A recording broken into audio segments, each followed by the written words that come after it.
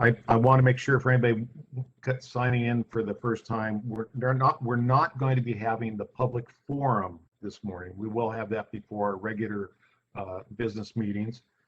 This is a special business meeting, which has been called to really only consider one thing, which is the changes that have been suggested to Ordinance 363. We'll have more on that in a moment. But we will have a public hearing on this ordinance again. So any of you who are here to give us information and testimony on this ordinance, you're welcome. And that's what we want to hear today. So with that, I'm going to call the special business meeting and public hearing for the TriMet Board of Directors for April 21st, 2021 to order. And we have two items on our agenda this morning. The first item is a resolution requiring ordinances to be read by title only. It is now posted to the portal, and I know that Kimberly sent that out to everyone. So could I have a motion to approve this resolution to require ordinances to be read by title only? So moved. Is there a second? This is Lori, second. All right. Is there any discussion on this resolution? Hearing none. Again, for anybody listening, this is a very routine, just eliminates the need for the general counsel to read many, many pages of the ordinance for us, which we have in front of us. So I'm going to call a question. All those in favor of the motion to approve resolution requiring ordinances to be read by title only, please signify by saying aye. Aye. Aye. Aye. Any opposed? Any abstentions? Hearing none, the motion is approved. All right, well, let's move on then to the main items of today, which is our ordinance. And we're here to provide the first reading on a revised ordinance, which deals with proposed service changes for fiscal year 2022, which begins on July 1st of this year. This comes after members of the board and the public raised current concerns about the original ordinance. And I did listen, just so you know, I had to leave at the last meeting, but I did listen to all the testimony, so I understand the comments and concerns by the public and the board. So what I'm going to do now is ask Shelley Devine, our general counsel, to read the ordinance by title only. Ms. Devine? Thank you, Mr. Board President. Ordinance number 363 of the Tri-County Metropolitan Transportation District of Oregon, adopting service changes and revising route designations. This is the first reading and public hearing. Thank you very much. So what we are going to do now is we are going to hold a public hearing on this ordinance. And I see there's a number of folks who've signed up to speak and make comments. And so I'm going to ask Jeff to call on them after I open the public hearing, which is now open. So Jeff, if you'd call on the first person to call. Okay, yes, we're going to go to Thomas Craig first. Thomas, I have unmuted your mic. Thanks, and you can all hear me? We can. Yes. Wonderful. Thank you, President Warner and members of the board. My name is Thomas Craig. I'm a lifelong Portlander who's lived in 4 of our 6 quadrants and 28 of my 35 years within a short walk of the Line 75, now by Columbia Park. Thanks to you for letting me speak with you today to testify in opposition to what appears to still be a small but important plan change to the Line 77 in Ordinance 363. You may remember I delivered an email to each of you earlier this month in collaboration with a dozen community members and riders requesting time to discuss an alternative plan to the Hollywood Transit Center. Thanks to those of you who engaged with us, as well as those who read the email and reviewed our slide deck. We appreciate you taking the time. We also appreciate that in response to community feedback, the changes to the Hollywood Transit Center have been delayed. I hope the plan will be substantively changed in order to maintain the facility's function of supporting easy and accessible transfers. I strongly support the addition of housing units at the transit center, and indeed would like to see more housing units and fewer parking spaces with a focus on affordable units. But transit-oriented development is not merely development. It must fundamentally be transit-oriented. That means not only being near to transit, but being built in a way that supports ease of use of transit. The current design degrades transfers and decreases the transit orientation of the site. That's not being voted on today. So my primary purpose for testifying is because while the TriMet website lists the changes to 66, 75, and 77 are being postponed, and while the change to the Route 77 is listed in the board report as minor, the Route 77 is still listed in the ordinance as having a deviation eliminated for the purpose of improving runtime. I'm unaware of a different deviation elimination being planned other than the deviation to Broadway between 42nd and 47th. So I'm guessing that that's the deviation being eliminated. While running an efficient system is important, running an accessible system for current riders, especially the most vulnerable riders, must also be considered a top priority. The elimination of stops 650 and 651 at Hollywood East is a major degradation of service for the many seniors and people with disabilities living at this facility managed by Home Forward at Hollywood East. Forcing these users and those boarding at the Broadway Medical Clinic to travel to Halsey and cross Halsey, busy 4-lane road with impatient drivers having just gotten off the freeway for eastbound service, is not a minor change. There are also no bus shelters on Halsey currently, meaning a reduction in amenities for folk waiting for the bus. Our slide deck suggested an alternative alignment change that maintains these stops for connectivity, but eliminates the difficult southbound turn onto 47th Avenue. Thank you for your time, and please amend the ordinance to maintain the current service on the line 77. If that's just a typo and the ordinance is in fact delayed per the website, then great, but better safe than sorry. That's why I'm speaking today. Thanks again. Thank you, Mr. Craig. I cannot believe you ended your testimony as the clock went to 0. Nicely done. We'll ask staff to make sure we understand what's going on there, because we'll ask the staff to go over the changes after the public hearing here. Jeff, if you could ask the next participant, please. Yes, okay, next up is Kathy Goodell. Kathy, you are unmuted. Thank you. Can you hear me? Yes. Great. Yes, I'm Kathy Gettle, and I'm representing the Arlington Heights Neighborhood Association. And I'm here today to support the proposed changes for the line 63. Last time we were with you, we were not in support, and some changes were made, and we support them. Arlington Heights Neighborhood Association fully supports the updated proposal for the changes to 63. We appreciate you listening to our feedback last month and making the revision so that we will continue to have morning bus service for students and commuters with 2 trips that will run through the neighborhood on Southwest Fairview to the Oregon Zoo. The original proposal provides a better connection between the downtown transit mall and the Japanese Garden, Rose Garden area, but it eliminates the route through most of the neighborhood. Explore Washington Park will be adding service to cover the Arlington Heights neighborhood throughout the year, 7 days a week, but only after 10 a.m. By having 2 Line 63 runs that will service the entire neighborhood in the morning, the neighborhood will continue to have school and commuter service with this combination of service from TriMet and Explore Washington Park. We applaud TriMet and Explore Washington Park for trying to improve public transportation access for Washington Park and continuing to support public transportation access for our neighborhood and eliminating some redundancy in service. So thank you for listening to us, and we approve the changes for line 63. Thank you very much for your testimony. Jeff, could you go on to the next testifier? Okay, next up is April Bertelson. April, you are unmuted. Thank you. You can hear me okay?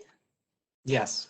Great. Good afternoon, everyone. Thank you for this opportunity to speak. My name is April Bertelson. I am the transit coordinator with the City of Portland Bureau of Transportation, and I am joined by my colleague, Mauricio Leclerc, who's the supervising planner for area and project planning at PBOT. He is here as a resource and supporter should we have more to add or questions. We are here to testify in support of Ordinance 363 and the current staff proposal for service changes and the revised route designations. TriMet staff has made several modifications to the proposal in response to community concerns, and we find the current proposal to be reasonable compromise and accommodation. We encourage you to approve it. I'll focus most on the proposed route change to line 15, removing the deviation from Southwest Salmon and shifting the route to Southwest Alder. We want to express our greatest support for this route change. Southwest Alder offers a more direct, quicker, safer, and legible route. It follows best practices for transit network planning by bringing the two directions of the route closer together on the one-way couplets. Currently, there are 5 blocks between the eastbound bus on Salmon Street and the westbound bus on Washington Street. This change will put the two directions of bus travel 1 block apart on Alder and Washington, in line with other bus lines in the central city as they use the one-way grid.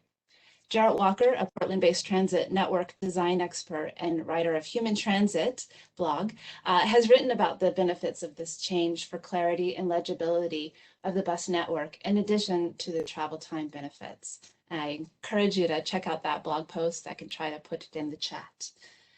The current route change of the line 15, currently riders go 4 blocks out of direction, and it involves 4 additional intersection turns by buses and multiple max lane crossings. All of this adds travel time and potential for delays and conflicts. Every bus turn eliminated is a safer and faster ride. Removing these turns will make it safer for everyone around the bus by removing potential conflict points, especially for pedestrians crossing the street. And it removes delay, making it quicker for everyone on the bus. Removing these deviations will save riders an estimated 2 minutes or more all day, every day, those buses make. This most benefits people riding through downtown now, but that saves riders time to make transit more useful, and people can get more places faster or get further in the same amount of time and reach more destinations. And that access is opportunity. We believe that this is such a good change that we included Southwest Alder in our Rose Lane vision and corridor for project development adopted by City Council in February 2020. Since then, we've worked closely with TriMet staff and our consultants to develop a project to improve Southwest Alder, including new bus stops and a wider bus and bike lane from 4th Avenue to 2nd Avenue, approaching the Morrison Bridge, so that buses can get out of traffic. We are partnering to design and deliver the first phase of this project in time for the proposed service change in March of 2022 to welcome transit to Southwest Alder through downtown. We hope you will support this change for a better line 15, and thank you for your consideration. Thank you very much for your comments. Appreciate it. Jeff, if you could go on to the next testifier. Okay, next up is Neil Goodman. Neil, you are unmuted. Good afternoon. My name is Neil Goodman. Can you hear me? Yes. I am the precinct committee person for the Multnomah Democratic Party, and I live here at 4400 Northeast Broadway Street. And I have already sent in written testimony in months past. My constituents number 129 Democrats in 286 habitable living units, which is approximately 300 souls. And my neighbors meet one or more of the following qualifications for admittance to Hollywood East. That is to say that we are disabled mentally and or physically, of low income or elderly, and of diverse races. That is to say people of color, religions and gender preferences, protected classes under ADA, I believe. There is no question that the loss of service on Route 77, either by moving or eradication of stops 650 and 651, will work a permanent hardship on us. And in the words of one staff member, could render Hollywood East closed to people who have mobility difficulties. Moving the stop 650 or 651 to Northeast Halsey is not only a violation of our basic rights to free transportation, cavalcade, if you will, but an insult to those who have mobility challenges and qualify for protection under the American with Disabilities Act. The proposed stops on Halsey are so far from our residences that it is neither a reasonable nor a rational alternative to loss of service, because people in mobility devices, on crutches, or using walkers cannot get to these new alternative stops. Even when the COVID emergency is lifted, no one could reasonably attend their house of worship on the weekend. There simply will be no service, period. Others also use these stops, including, but not limited to, the Saturday farmers market, low-income Portland citizens who use state-issued checks to buy from low-income farmers.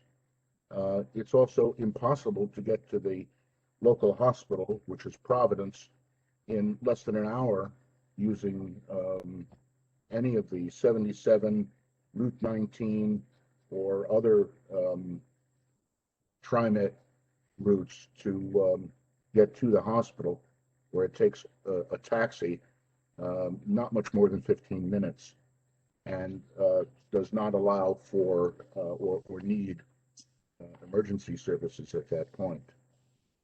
At one point, I measured the frequency of the bus 19 westbound as 3 for every 1.3 eastbound bus 19, and it left me with the concern about where all those westbound buses were actually headed.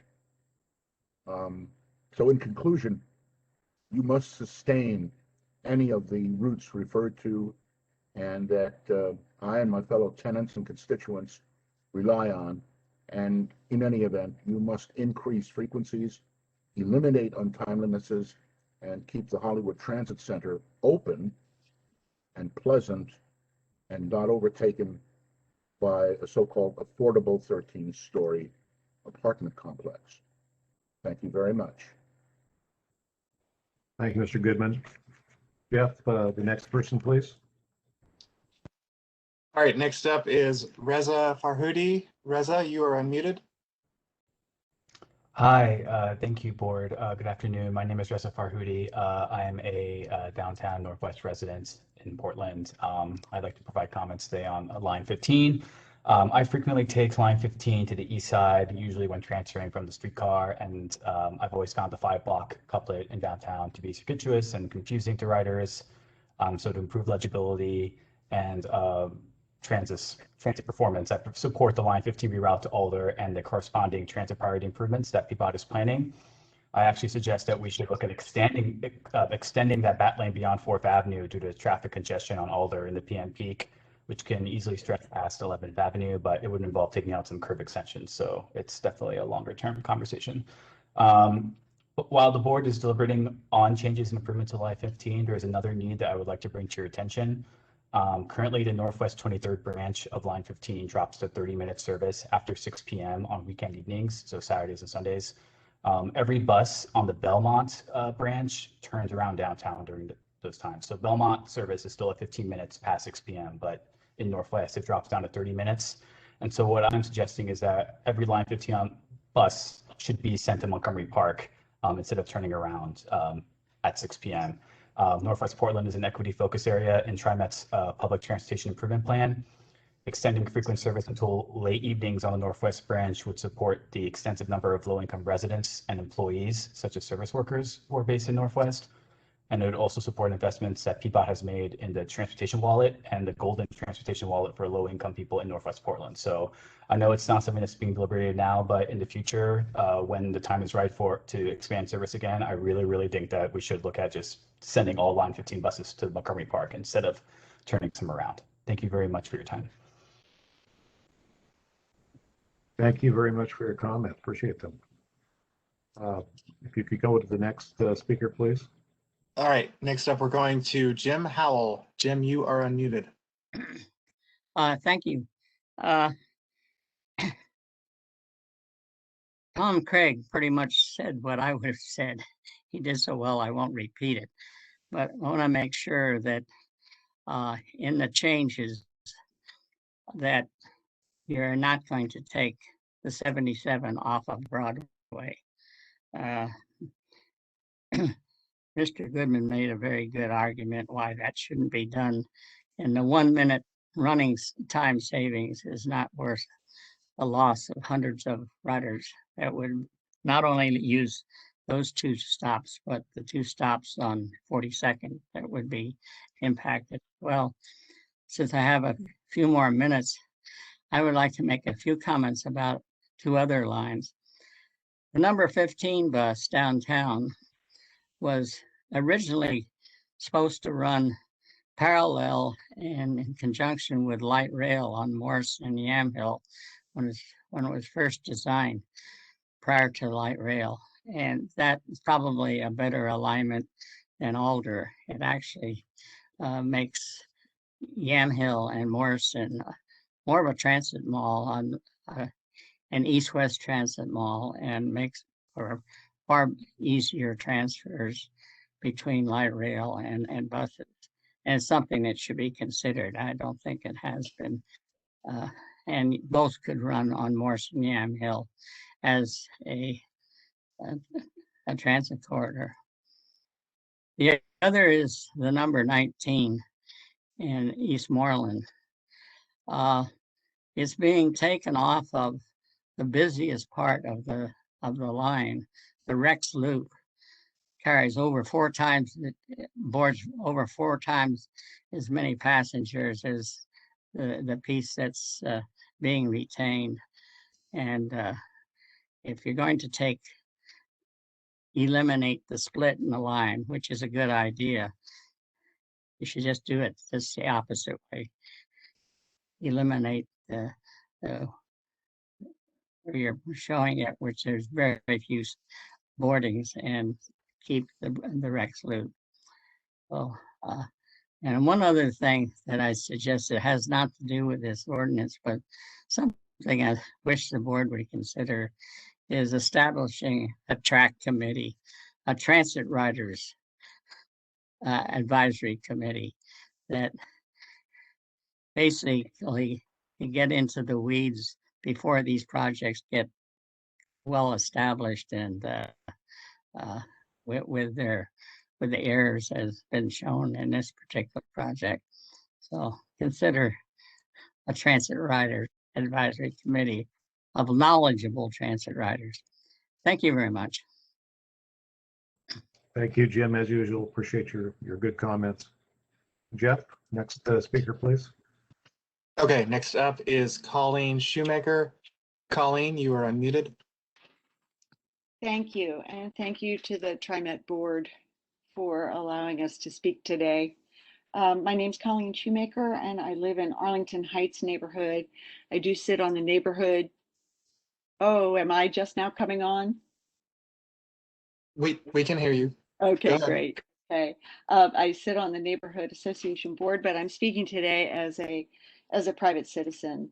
I want to thank you very much for amending your initial proposal for the 63 bus in Arlington Heights and Washington Park to reinstate that morning service, at least 2 runs up and down Fairview, Southwest Fairview between the zoo and Kingston. This is really going to help students and commuters who will again have public transit options. Also, I think keeping bus service in neighborhoods is really important to help meet the City of Portland's goal of reducing individual automobile use. And it's also going to help in our neighborhood in particular, which is very hilly and dangerous on dark mornings and wet ones, of keeping our neighbors safe. And I do appreciate that you rethought the 63. We will live with the route change, but we're really glad to have morning hours again. So thank you very much. And that's it for me. Thank you so much for your comments. Jeff? All right, and last one on the list is Jeremy Sachs. Jeremy, you are unmuted. Can you hear me? Yes, we can. Well, I'd like to thank the board for the opportunity to provide some testimony. My name is Jeremy Sachs, and I live in Willamette Heights, and I'm here to talk about line 15. I think I may be the only one from Willamette Heights because we're in the middle of a power outage right now. So I believe a number of my neighbors were planning to join, but I ran down to the office, not on the bus, unfortunately, but here I am. I thought it was interesting when staff testified about their plans for line 15. They didn't talk about what they're doing to Willamette Heights. And what they're doing to Willamette Heights really is cutting it off from the rest of line 15 and reducing service to essentially a school bus service for a few rides in the morning and a few rides in the evening. I would like to stress very strongly the support of the vast majority of the people in Willamette Heights for maintaining the current schedule and the current route as it is. Again, it's an all-day schedule currently. It goes downtown and then it goes across town. And I've submitted previously written testimony addressing why the new schedule, both the original new schedule and the new proposal that amended the new schedule from staff, creates problems and will do a disservice to the neighborhood. It does seem to me that creating significant changes in the middle of COVID when no one's riding the bus is not the smartest thing to do in the world. And I would like to emphasize that, although there have been changes proposed by staff to their original plan, they really only slightly alter it. They don't fix the problems that I and my neighbors have identified and submitted in written form to you. And there have to be other less burdensome solutions if cost is an issue or if there is some issue perceived about safety in Gordon and at the Gordon and Thurman turnaround. So I and my neighbors would strongly urge you to reject the plan changes that staff has proposed to the Willamette Heights section of line 15 and to retain the current structure and frequency of line 15 as it currently reaches into Willamette Heights. Incidentally, I have used this line for over 20 years to get to work, in the morning, in the evening, and all times during the day. My neighbors of all ages use it all throughout the day. And it does seem to me that although the intentions may be good from staff, the intentions are not aligning with reality in Willamette Heights. I'm happy to answer any questions you might have, but I would encourage all of you to read the many submissions that my neighbors and I have already sent in to you. Thanks very much. Thank you, Mr. Sachs. We definitely have had a lot of emails and letters from folks. So thank you for your comments today. And I'm sorry about the power outage.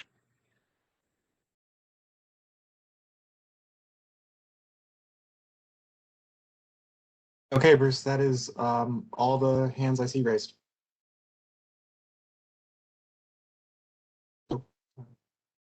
You're on mute. Thank you very much. With that, I am going to close the public hearing on ordinance 363. And I'm going to ask the general manager and staff to give us all an update on the changes that have been made.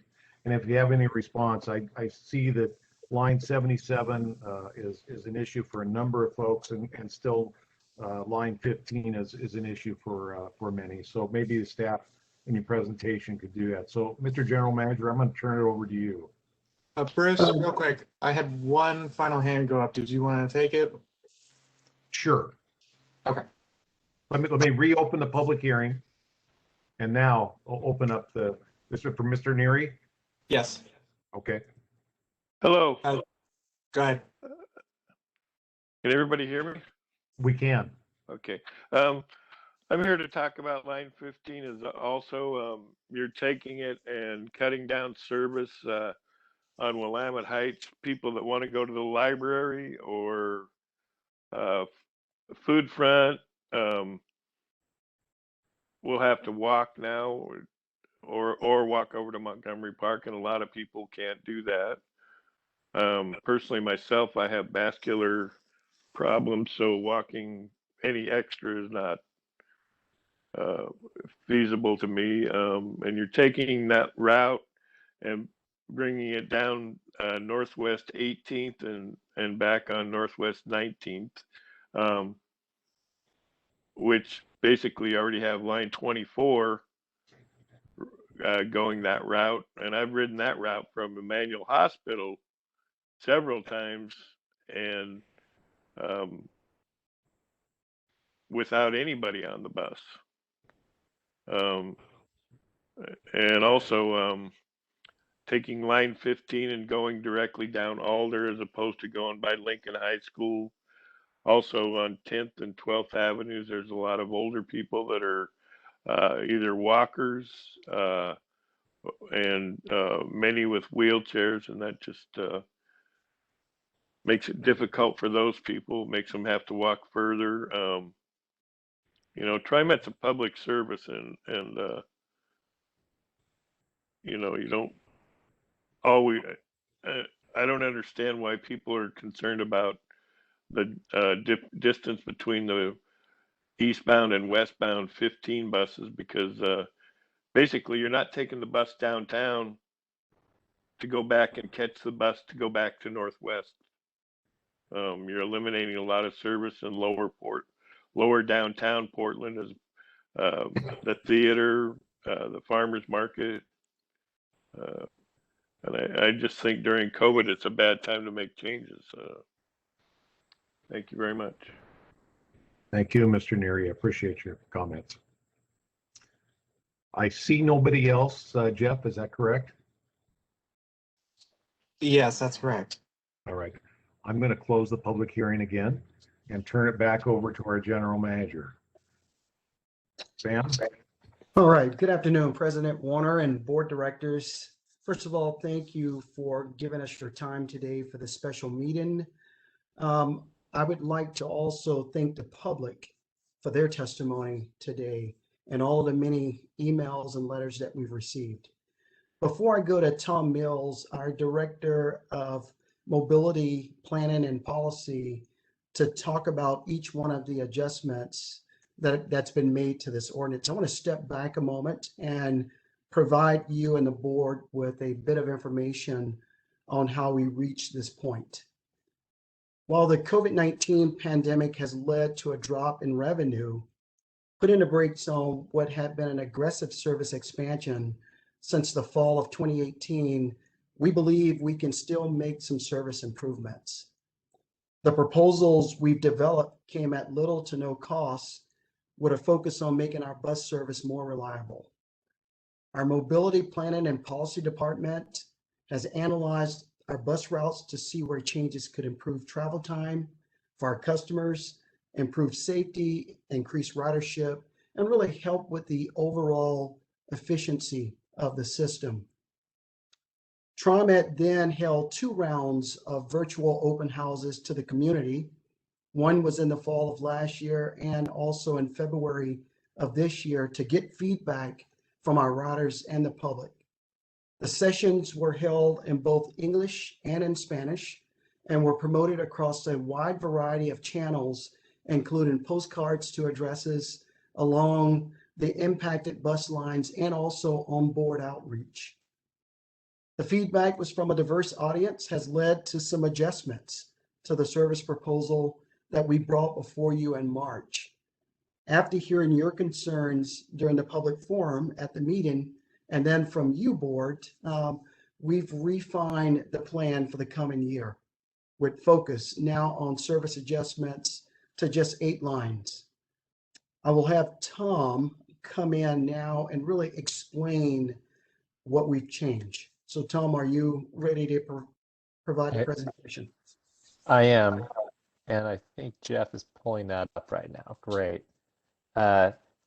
Thank you everyone for joining us today. Really appreciate you taking your lunch hour to be with us, but both the board and the public. And I appreciate all the public comment that we've heard, as well as the comments we heard last month from the board members. Jeff, if we can go to the next slide. As Sam had mentioned, due to COVID, we have less ridership right now, which has resulted in less revenue, which means that we're not able to expand service in fiscal year 21, our current fiscal year, and we won't really be able to expand service next year either. However, we do want to make some changes and improvements to the service that, oh, I'm sorry, it says cost neutral. Is actually going to be a little bit of a cost increase, but not significantly. And those changes are focused on service efficiencies that attract riders, safety improvements, and other no-cost service improvements. So let's just dive in. And I know I went through all of these last month, but there may be some new folks listening in. So I would like to go through all the proposal, and the ones where we've made revisions, I will have those at the very end. So Jeff, the next slide, please. So the first change that we're proposing is to line 11. And you can see here, there's a tail pier that goes to Rivergate Avenue. We receive very few boardings on this. It is about an 8-minute deviation for our customers. There's nothing more frustrating than going 8 minutes out of your way and not dropping off or picking anyone up. And so if we go to the next slide, we would recommend that we eliminate that deviation. Now, the big company that we were serving at the end of the line, they have had a number of layoffs. They are no longer on our pass program. And we really haven't heard any negative complaints about this proposal. We have reached out to all the property owners and businesses along this section, and we really haven't heard anything. So next slide, please. The next change we would like to make is on line 19. And you can see there in the dotted lines, there are 2 deviations. They alternate. Sometimes you deviate and go up to Union Manor, which is a senior community. And other times you bypass Union Manor and you deviate and you go on what we call the Rex Loop, which is at 28th, Rex, and 32nd. The Rex Loop is a very small residential set of small residential streets that you normally wouldn't have a 40-foot bus operating on. We have worked with the community, particularly at Union Manor, and we've kind of come to an agreement, and I believe they have supported us with changing that so that we serve Union Manor once an hour between 9 a.m. and 3 p.m. 7 days a week. And then there's the Rex Loop. And the Rex Loop, predominantly the ridership is during the rush hour. So we are recommending 2 morning trips and 2 p.m. trips. We would make sure that at least one of those trips is timed with the bell time at Cleveland High School. Because some of those riders are trying to get up to Powell, where they then connect to the 9 to go to Cleveland High School. We have, I think, heard pretty good support regarding this one too. At the end of this, we'll go over the outreach results. The next slide, please, Jeff. The next one is an exciting one. This is line 32. What's interesting about this line is when the line gets to the intersection of Beaver Creek and Highway 213, it just deadheads straight to Clackamas Community College. We don't have any stops along Highway 213. However, we are missing Oregon City High School, and recently this road, Myers Road, was extended to allow us to access Clackamas Community College from the south. So Jeff, if you can go to the next slide. This slide shows what we would like to do is run the bus to Oregon City High School and then access Clackamas Community College from the south. It adds about a minute of run time, which we think our customers would be comfortable with adding to their trip. Next slide, please. This route is line 39. It serves Lewis and Clark College. What happens is we've been going to the Graduate School of Education, where we have to make a very difficult turn in a parking lot. Now, normally we really don't want to operate in parking lots. You've got people walking between cars backing out. It's just really not a great place for us to do that kind of thing. And we can't even lay over there. What we have to do is then go up to the northern loop, where the bus has to stop, the operator takes the break. So we get very few rides, but what happens is those who do ride, they will ride to the School of Education, but then to go home, they'll walk up to the layover in the northern loop because they don't want to get on the bus and then have to stop at the layover and wait through it. So if we go to the next slide, What we are proposing is that we just do the northern loop and we don't go to the Graduate School of Education. Again, really not very many ons and offs at that location. Next slide, please. Okay, and this is the final one where we didn't make any revisions between March and now. And this is lines 93 and 94. 94 serves Portland, Tigard, and Sherwood. And what happens is between Tigard and Sherwood, it is a local service, meaning it stops at every single stop. Between Sherwood and downtown Portland, it is express service, and it only stops at Barber Transit Center, and then it goes to downtown Portland. Meanwhile, 93, the red line there, is local service only, and it makes stops at all the way. What we would like to do, next slide, is just merge those into one line. Take all those line 93 hours and put them into the line 94, so we have more trips on line 94, and all trips will go to downtown Portland. They will still it will still operate as local service between Sherwood and Tigard, but then it becomes the express.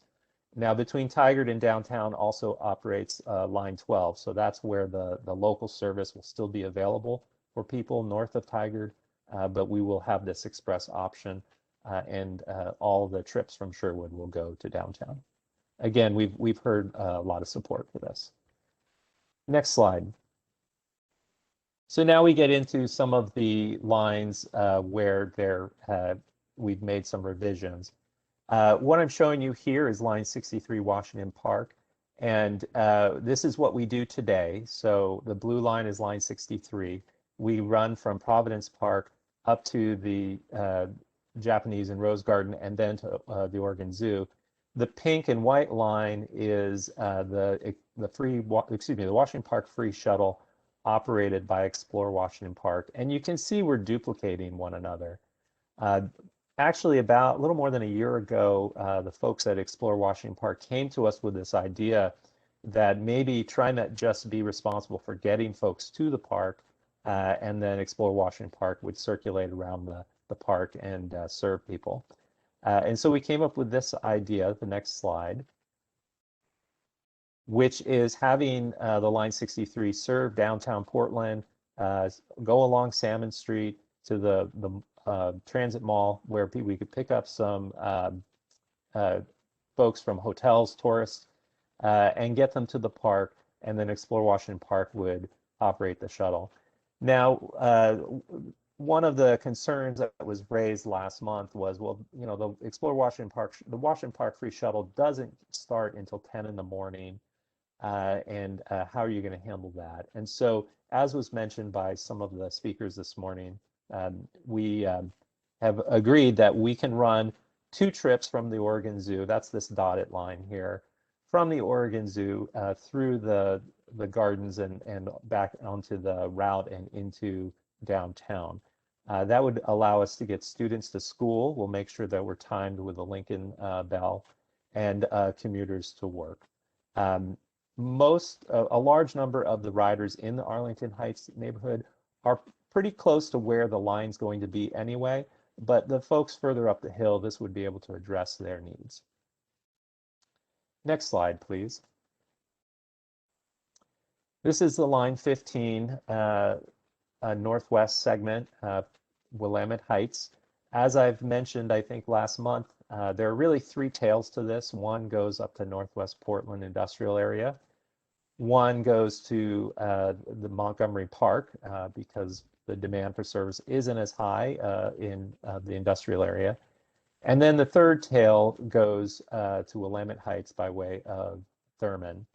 And this is the tail that the segment that we really want to focus on. I do want to acknowledge, this is a transit service to Willamette Heights has been around before TriMet. In fact, there was a streetcar line that one time went up Thurman Street. The issue that we run into today is that we must run larger buses on line 15 in order to accommodate the crowds. But when you run a 40-foot bus up Thurman Street, you can't turn it around without having to back the bus up. We have been doing this for years, decades even. And though it is something we have been doing for a long time, it really is not the kind of operation that you do with transit service. The operator cannot see behind themselves while backing up the bus. They can't see what's behind them. We don't even do that in the yard. In the bus yard, we require a spotter to be behind the bus to make sure that nobody is walking by so that we don't hit anyone or anything. Yet we're doing this 35 times a day on the weekdays up on Thurman and Gordon. It's really not a good operation for us. And as has been mentioned, mailboxes have been struck, telephone poles have struck, even our own bus stop sign has been struck. And, you know, we just worry about the day when we hit a person. So but yet we can't, so our solution is to run a smaller bus on Thurman Street, a 30-foot bus that can make a U-turn. The problem we run into is you can't run a 30-foot bus on the 15 because it will get overloaded later on down the line. So if we go to the next slide, please. So our solution has been to break off the Thurman segment and create a new bus line. We'll call it line 26. Line 26 would then accommodate a smaller bus. Now, of course, we want to still serve Northwest 23rd Avenue with all the service that we give it today. So we are recommending that we continue to, all those trips that go to Thurman Street today would still come up Northwest 23rd, but they wouldn't turn on Thurman Street. They would then go to Wilson. So what this winds up being is a net add to the neighborhood because we're adding more service to the neighborhood to serve Thurman Street. We do recommend that it go to 18th and 19th for Title VI reasons. We serve a lower income, higher minority community by going in that area. It's still lower than the average for the region, but it's slightly higher minority and lower income than what we experience on Northwest 23rd. But we only have it going to Lincoln High School, excuse me, to Providence Park. And the reason for that is, again, you know, we're adding service here. And so it becomes very costly if we try to duplicate what we do on the 15.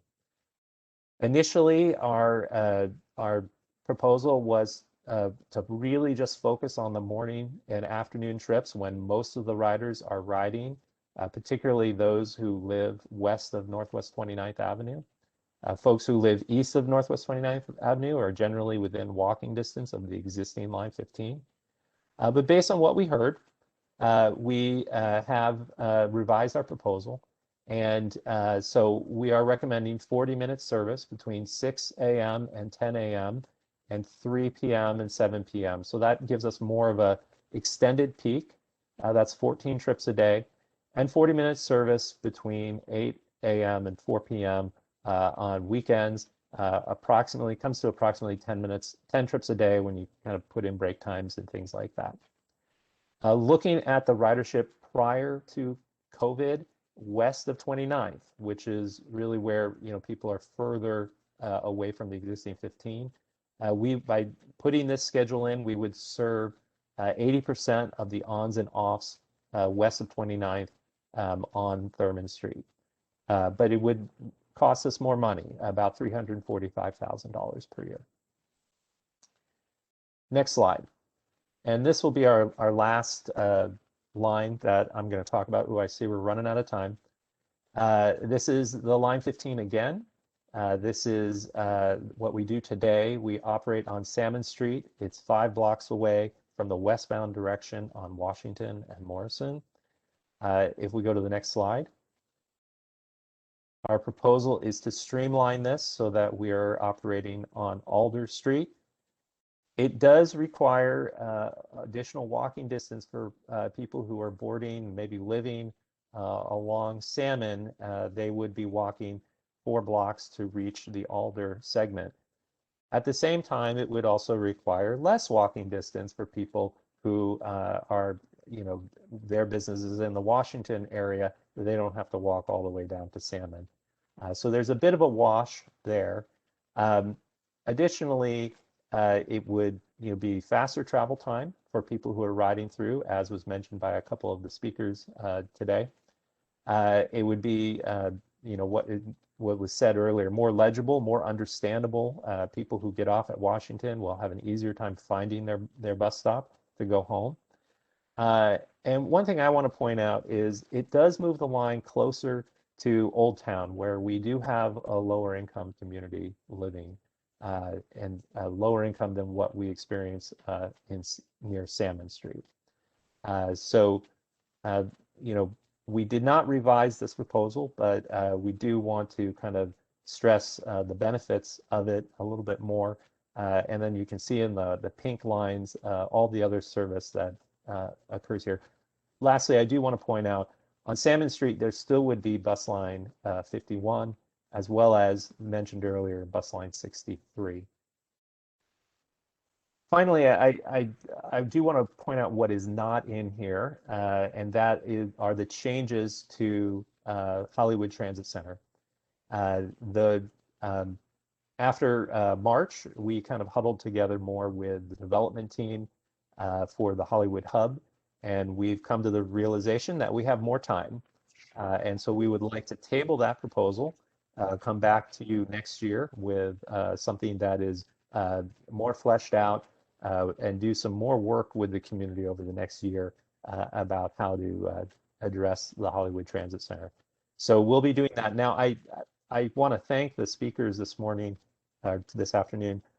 They are right. I noticed that there is a reference to line 77 in the ordinance. And so I would ask that we strike that.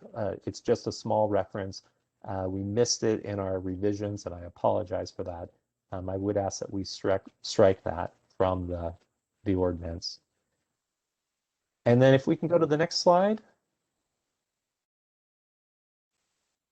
The Title VI report. So last month, Carl Green, who has moved on to the Regional Transit District in Denver, reported out on the Title VI report.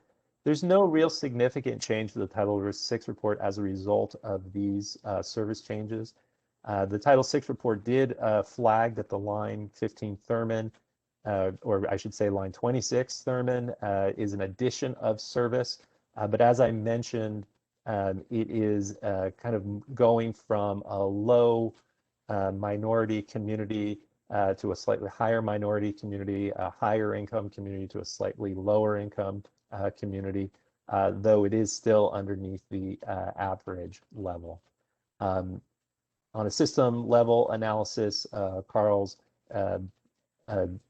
analysis was that there's no disproportionate adverse effect to low income or minority populations, and no disproportionate benefits to high income or non-minority populations as well. And that still remains. The next slide, please. We're just about done. So we did do, as was mentioned, we did do a good deal of outreach. Sam had mentioned a lot of that, so I won't go through that all, but if we go to the next slide, we also reached out to a number of our partners and community-based organizations to ensure that the information was distributed to their clientele. And then lastly, the last slide shows the response that we received. I do have to say we did receive some more responses in the last 24 hours on the line 15 that did not get in here, probably about 10 more responses. I would say about 9 of those were in opposition and 1 was in support. But you can see a number of the proposals are either in support or they're pretty well split among them. So, it is reflecting some, a difference in opinion among some of our customers. That is the last of my slides, and I'm happy to answer any questions. Let's turn to the board. Does the board have any questions for the general manager or for Tom?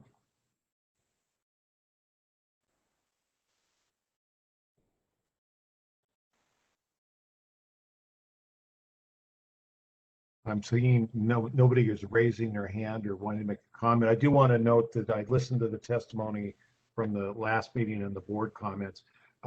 Commissioner Edwards, I assume you had your question about the Wapato facility being served, that the line 11 changes did not affect the service to that facility. And that's correct. And I appreciate Tom and his team for meeting and enlightening me on that discussion and having that second consideration for that area and explaining that and looking deeper into it. And because they dug a little bit deeper, and I certainly appreciate their efforts. Good. I guess I just want to build on Keith's comments that obviously I'm very supportive of the Wapato, the Bybee Lake Hope Center, as it's called now, and that's one of those areas where, if you remember, we had a large delegation and encouraged us to increase service in that area. And so ultimately, probably while I'm gone, hopefully you folks can take a look at that and maybe figure out a way to get additional service, because I think that's going to be a great facility. And the other thing, Tom, so the number 77 changes that were inadvertently left into the ordinance, I assume you've talked with General Counsel that these would be non-substantive changes that we could make without having to cause us to redo another first reading of this ordinance.